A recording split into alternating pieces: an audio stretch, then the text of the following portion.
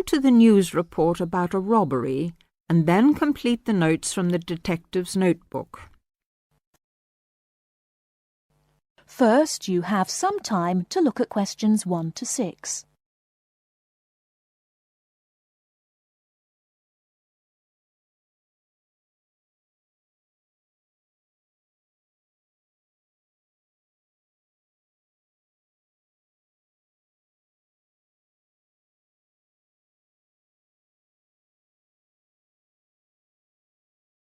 Now we shall begin. You should answer the questions as you listen, because you will not hear the recording a second time. Listen carefully and answer questions 1 to 6.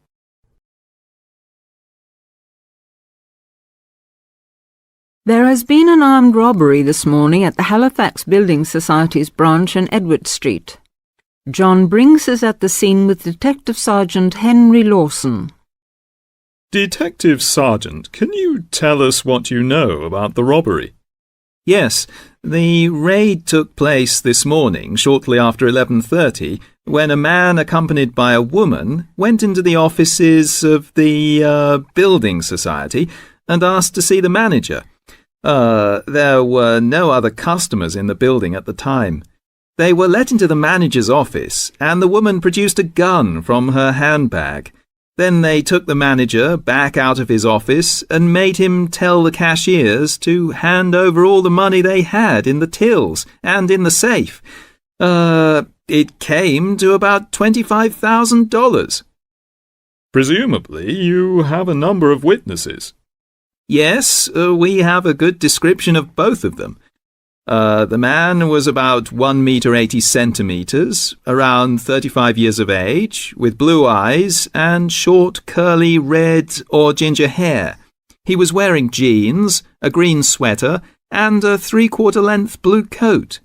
When he spoke to the cashier when he came in, he called himself Mr. Erickson, but we doubt whether that is his real name. But we do know that may be his real name. He also spoke with a strong Scottish accent, which may help us to trace him. Before you hear the rest of the conversation, you have some time to look at questions 7 to 10.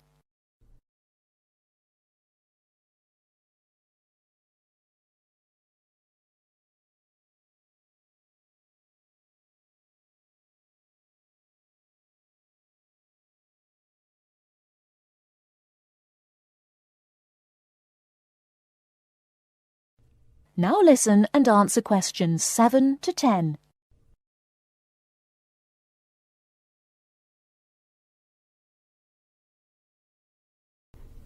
And what about the woman?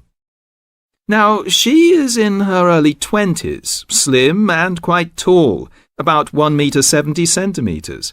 She was wearing a long white raincoat, which was quite loose-fitting, and which she didn't take off. She had a beige handbag, which they used to hide the gun in. She's got straight, shoulder-length blonde hair, blue eyes, and like the man, has a noticeable accent. Do you have any other information? Yes, the car they used was seen by 2 or 3 people. It's a blue or dark blue Ford Escort, and we have the registration number. And it's G595ERI. I'll say that again. It's G595ERI. Now, the car was stolen from Bishopstone just over a week ago, so if anyone has seen it in the last week, we would like to hear from them. We also know that the car's front left headlight was broken when it was stolen, and is still broken, we think. So, you would like information from the public about the car? Yes, and the people. We're appealing to anyone who thinks they may recognise the 2 robbers or know anything about the car. We've set up an incident room in Swindon, and the telephone number is 774529. So we would like people to ring us if they have any information. And of course, all calls will be dealt with in the strictest confidence. Thank you very much. Thank you. And the number again, if you have any information, is 774529. And now back to the studio.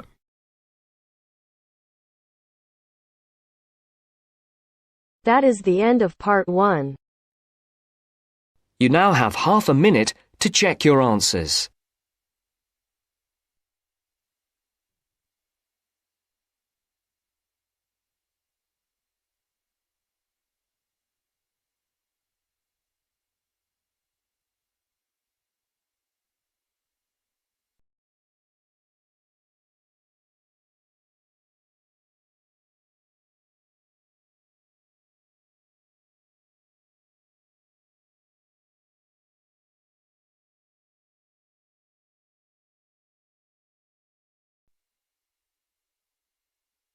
Now turns to part 2. Part 2. You will hear a talk by a tour guide.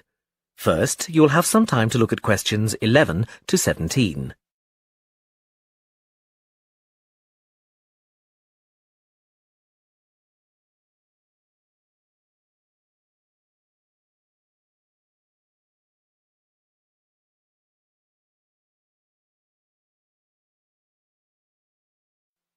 Now listen carefully and answer questions 11 to 17. Welcome to San Fernando City Tours. I'm Mark, your tour guide. We have a lot to see in 3 hours, so make sure you're comfortable. We'll be traveling into the historical district first, and then into the town center. After that, it's out to the harbor, and we'll finish up at the lighthouse, just past the harbor. That will take us up to midday, and after that, you're free to do what you want. At the lighthouse, you'll have a chance to visit the tea room and take photographs of the magnificent coastline. Now, as we have only 3 hours, we won't be able to take you around the shopping district, but we think you'd prefer to look around the shops there in your own time anyway. San Fernando has some well-known tourist attractions, the lighthouse, for example, and the National Library. However, the little-known military museum is not to be missed. Be sure to visit before you leave. Now, there's a lot to do in San Fernando. Indeed, there really is something for everyone. For those who love the water, I can recommend a trip on the Seafarer, one of the most famous boats on the San Fernando River. It does an evening trip with a 3-course meal included. It's great fun for everyone, but especially for young people in their teens or 20s.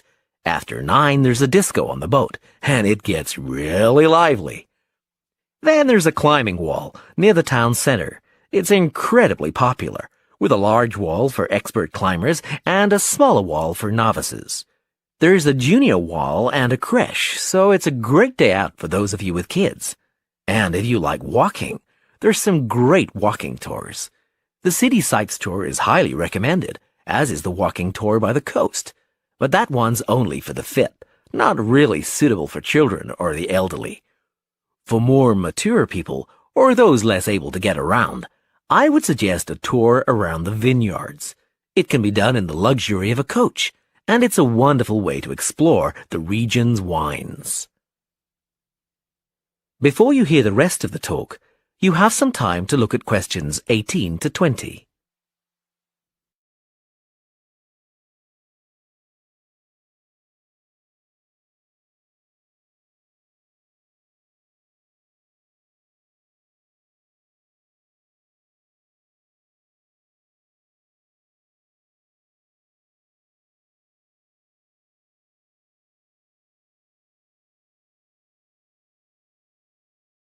Now listen and answer questions 18 to 20. Naturally, there's a charge for all these attractions, but you can get 15% off if you have an Explorer Pass. If you don't have a pass but would like one, the driver here has application forms. Just ask him for one and fill it out while on the tour. Then you hand it into the tour office. Normally, it costs $10. But this year, it's just $7. When you hand it in, you'll get your picture taken for the card on the spot, and then your card is ready to use. Remember to show it whenever you pay for anything. The discounts apply not just to tourist attractions, but some bars and restaurants. Basically, everywhere you see a red Explorer symbol. We're coming up to the historical district now. If you'd like to look at That is the end of part 2. You now have half a minute to check your answers.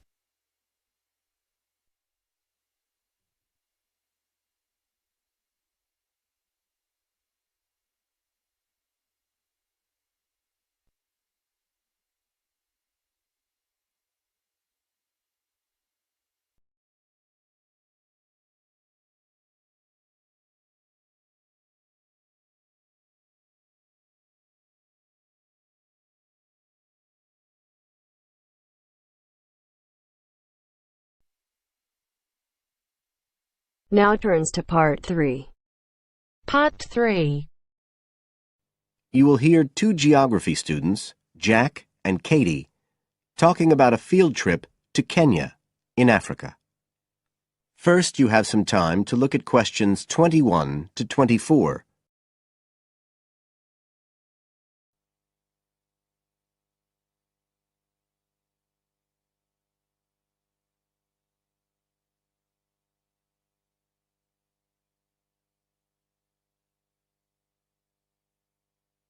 Now listen carefully and answer questions 21 to 24. Katie, hi. Thanks for inviting me round. Oh, thanks for coming. I know you're up to your neck in finals revision, but I've got to make up my mind about next year's geography field trip, and I'd really like your advice. We've got to choose between an African trip and one in Europe. They've told us a bit about both trips in the lecture, but I really can't make up my mind, and I know you did the African one last year. That's right. So, where exactly did you go? I mean, I know it was in Kenya, in East Africa. Yes. Well, we were right up in the northwest of the country. It was beautiful. We stayed in a place called the Marich Pass Field Studies Centre. Right. Dr. Rowe said the accommodation was traditional African-style cottages. He had a special name for them. Bandas. Yes, they're fine. You have to share, 2 or 3 people together. They're pretty basic, but you have a mosquito net. They don't provide spray, though, so remember to take plenty with you. You'll need it. And there's no electricity in the field centre. You'll have hurricane lamps instead. They give a good light. It's no problem. What about places to study? Dr. Rowe said there was a library? Yes, but it's quite small. There's a lecture room as well, but most of us worked out in the open air. There are plenty of places outside, and it's so beautiful. You're right in the middle of the forest clearing. I gather it's a relatively unmodernized area. Definitely. They actually set up the centre there because it's on the boundaries of 2 distinct ecological zones. The mountains, where the people are mainly agriculturalists, and the semi-arid plains lower down, where they're semi-nomadic pastoralists. Before you hear the rest of the conversation, you have some time to look at questions 25 to 30.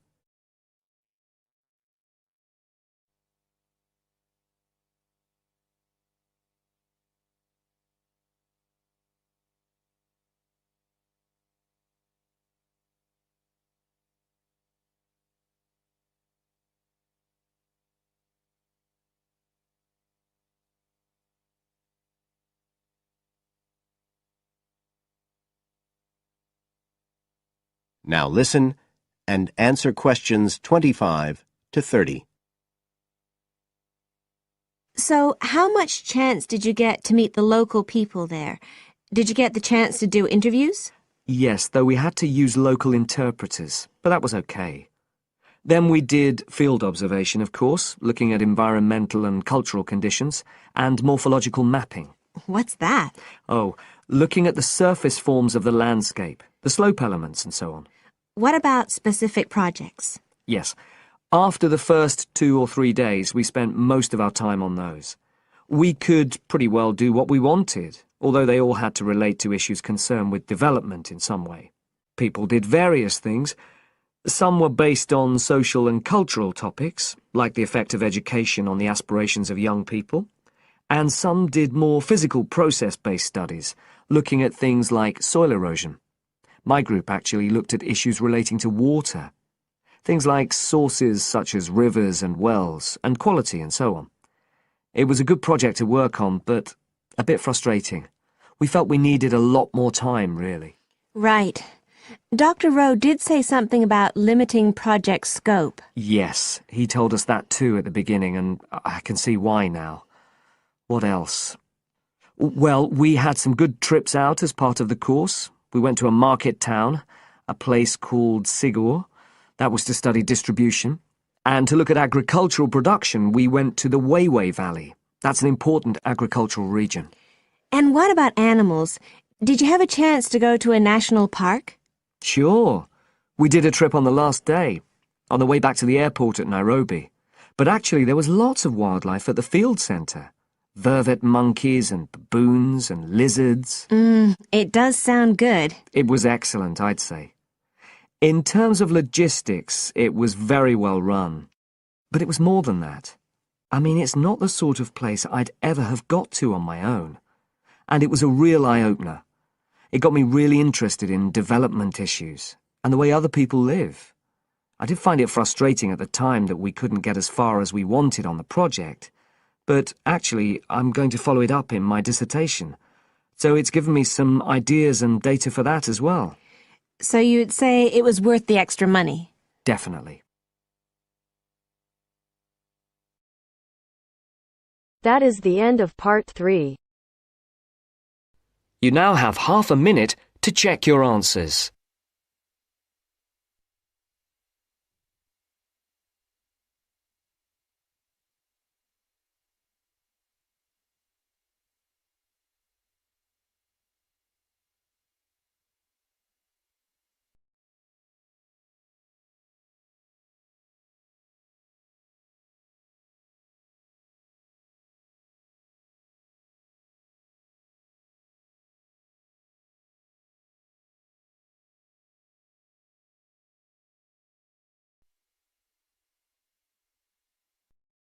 Now turns to part 4. Part 4. You will hear a talk on research in the Indian Ocean. First, you have some time to look at questions 31 to 40.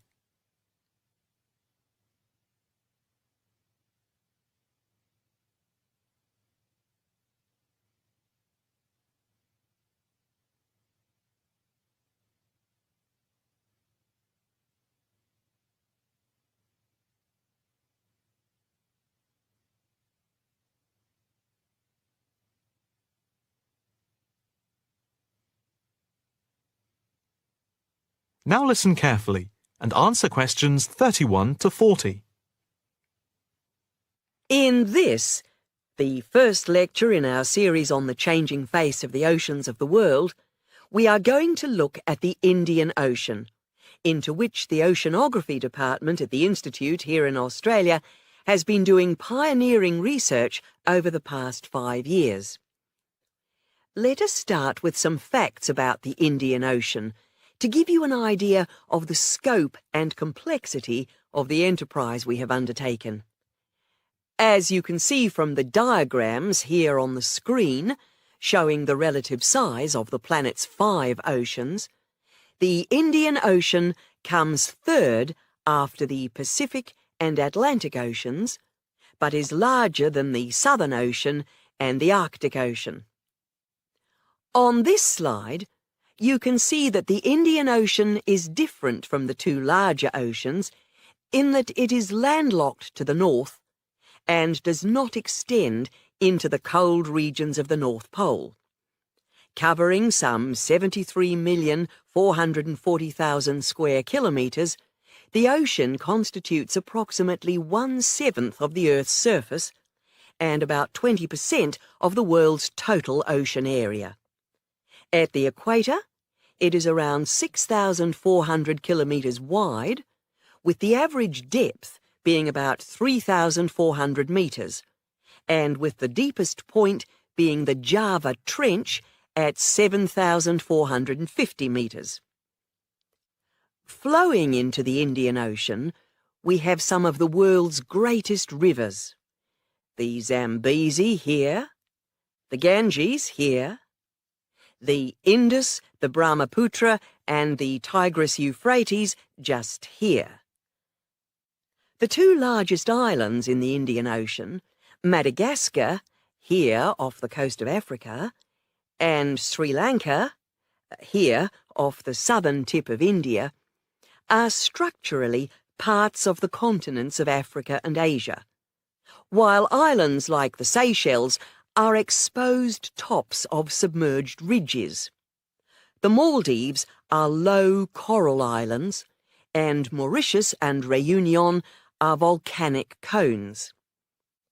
The surface waters of the ocean are warm, except where the ocean touches the cold waters to the south. A network of scientists, mainly oceanographers and meteorologists from around the world, are monitoring changes in the ocean's temperature and acidity, especially where it meets the Southern Ocean, in order to see how global warming is having an effect on the waters there. An assessment is also being carried out on how this is impacting on low-lying habitats and peoples in the more populated coastal regions around the rim of the ocean. In the warmer north, islands are vulnerable to even the subtlest changes in sea levels and tides, so they are being closely watched. Moreover, a close eye is being kept on wind changes, especially alterations to the monsoon rains, typhoons, cyclones, and any other natural phenomena. In addition to the information sent from the ship that we have stationed off Antarctica, in the south of the Indian Ocean, data are being transmitted round the clock from buoys anchored at various points around the ocean. 5 of these buoys are observing ice packs and icebergs coming into the Indian Ocean from Antarctica. Besides the buoys, data on cloud cover and wind and temperature change are received by satellite. Satellite images are also being used to record the size of the icebergs from the moment they break off from Antarctica. Their course is then mapped as they move out into the Southern Ocean. Here at the Institute, the raw data from the various sources are received and the information is then constantly processed by a bank of computers. Once the data have been collated, the next step in the process is the analysis by experts here and at centres around the world, looking for even the slightest shift in patterns of temperature, wind, and sea levels. In the light of the fact that this is a global enterprise, the Institute is staffed 24 hours a day with researchers working in shifts, and we are in constant contact with centres all around the world. In total, 900 experts from around the globe are involved in the programme. The work at the Institute is now into the 5th year of a 10-year data collection, which began in 2003. The analysis of the 5 years to 2008 will be published early in 2009. However, changes in patterns are already being noticed since the data have been gathered. That is the end of part 4. You now have half a minute to check your answers. Hey!